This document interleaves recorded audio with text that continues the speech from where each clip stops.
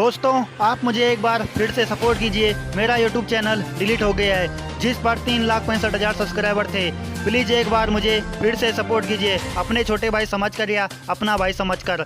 आपका विश्वास बरकरार रहे ये वादा करता हूँ। जैसे मैंने आपके दिल में पिछले 1.5 साल से जगह बनाई थी, उसी तरह आज मुझे आपकी सहायता की ज़रूरत है। प्लीज़ दोस्तों चैनल को सब्सक्राइब करें और वीडियो को अपने दोस्तों के साथ शेयर करें।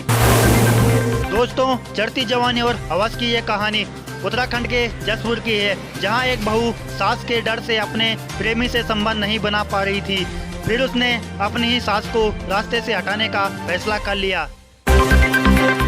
दोस्तों यहाँ रजीना नाम की औरत का शादी से ही पहले समीर नाम के युवक से प्रेम प्रसंग चल रहा था। वह उससे शादी से ही पहले अपना गेम बजवा चुकी थी और उसी से ही शादी करना चाहती थी। लेकिन उस समय समीर की आर्थिक स्थिति कुछ ठीक नहीं थी, जिसे वह रजीना से शादी नहीं कर पाया और उसके घर वालों ने जसपुर के रहने वाले फारूक नाम के युवक से शादी करा दी। शादी के बाद रजीना ने 2 बेटियों को जन्म दिया। इस बीच उसके प्रेमी की भी कहीं और शादी हो गई, लेकिन रजीना शादी के बाद भी मायके जाकर प्रेमी से मिला करती थी और अपनी ठुकाई भी करवा देती थी। रजीना ससुराल में भी समीर से चोरी छिपे बातें करती थी। एक दिन सास ने रजीना को बात करते हुए पकड़ लिया और बेटे के घर आने पर उन हरकतों की जानकारी दी। वह आग बबूला हुआ, उसने विरोध किया तो रजीना ने माफ़ी मांगी और बोली अब ऐसा नहीं होगा। अब सास बहू पर नज़र रखने लगी, लेकिन समीर के प्यार में अंधी रजीना ने मौका मिलने पर प्रेमी को फ़ोन किया और सारी जानकारी दी। अब रजीना ने समीर के साथ सास को रास्ते से हटाने का प्लान बनाया। रजीना ने समीर को ससुराल बुला लिया। जैसे ही रात पड़ी तो सास अपने कमरे में सो गई। उसने प्रेमी को फोन कर के घर बुला लिया। इसके बाद समीर सास के कमरे में गया। वहां जाकर सास के सिर पर डंडों से प्रहार करने लगा। सास चीखती रही, वह उसे मारता रहा। सास खून से लथपथ हो गई और बेहोश हो गई।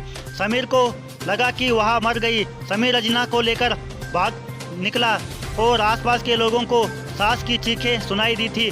तब जब तक वो आए तब तक समीर रजीना को लेकर फरार हो चुका था। दोस्तों सास को अस्पताल ले जाया गया।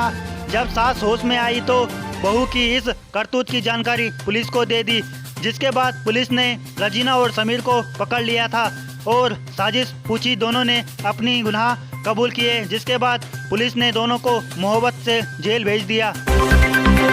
तो दोस्तों उम्मीद करता हूं कि आप समझ गए होंगे कि चढ़ती जवानी और हवस की इस कहानी को आप भली भांति समझ गए होंगे और ये भी समझ गए होंगे कि ठुकाई ऑपरेटरों की नौकरी में कितना ज़्यादा जान माल का रिस्क है। इसलिए दोस्तों मैं सभी युवाओं से निवेदन करता हूं कि कहीं काम ना मिले तो चाय की रेडी लगा लेना, मजदूरी कर लेना, लेकिन ठुकाई ऑपरेटरों की नौकरी कभी मत करना। धन्यवाद।